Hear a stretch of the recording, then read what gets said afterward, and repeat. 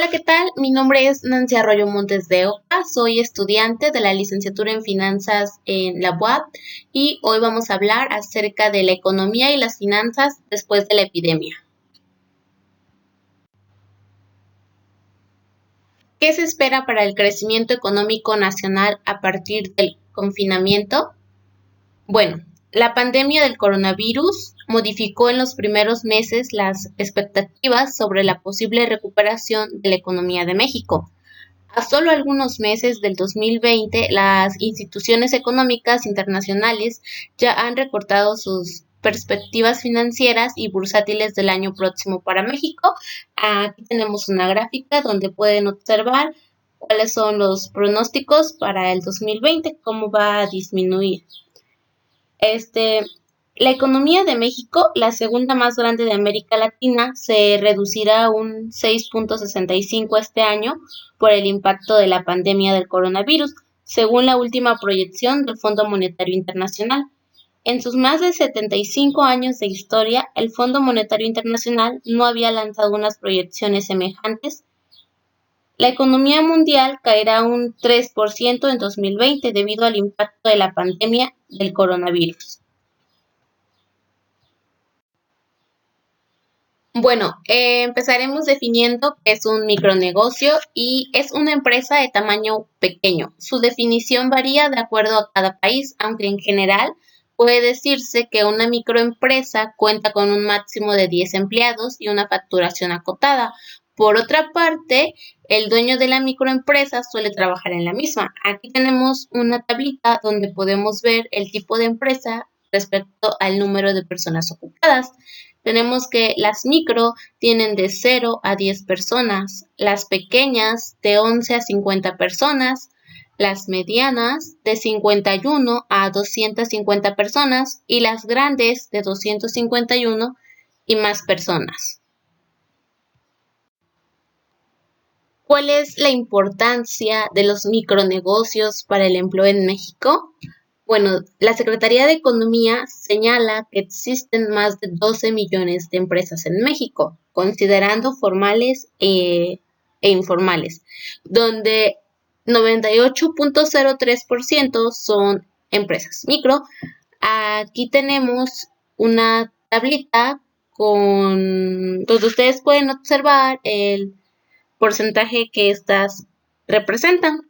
La tabla nos indica que los micronegocios generan el 40% del empleo, en tanto los grandes establecimientos generan apenas un 9% de empleo. ¿Cuáles son los promedios de ingreso y egreso de los micronegocios por sector antes del confinamiento? Bueno, con base en el ingreso mensual estimado para micronegocios de manufactura, comercio y servicios, en lo que sigue se estimará el número de empleados contratados por cada tipo de micronegocio. Vamos a considerar para los tres tipos de micronegocios el 60% de los ingresos son utilizados para el pago de nómina y 40% para el pago de gastos fijos del negocio. También supondremos que cada empleado recibe como remuneración un salario mínimo, el cual asciende a 3,696 pesos. A estas condiciones señaladas se denominará escenario previo al confinamiento, que es la tablita que podemos observar aquí, donde nos indica que los ingresos por suministro de bienes y servicios en manufactura fue de 62,285, de comercio 587,266 y servicios privados no financieros 214,836.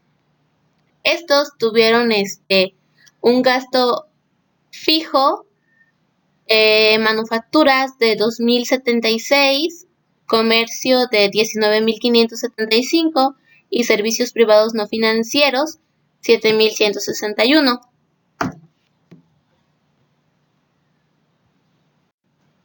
¿Cuáles son los promedios de ingreso y egreso de los micronegocios por sector durante el confinamiento?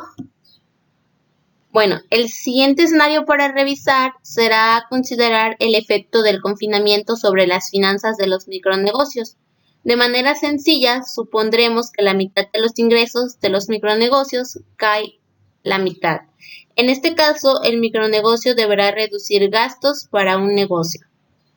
Lo inmediato a reducir en gastos está relacionado con la disminución de la nómina, lo cual implica despedir empleados en tanto los costos fijos permanecen constantes. Podemos observar que aquí la pérdida de empleados donde se ve más significativa es en el comercio, representando esto un 6.6, y donde habrá una menor pérdida de empleados será en manufactura con un 0.70.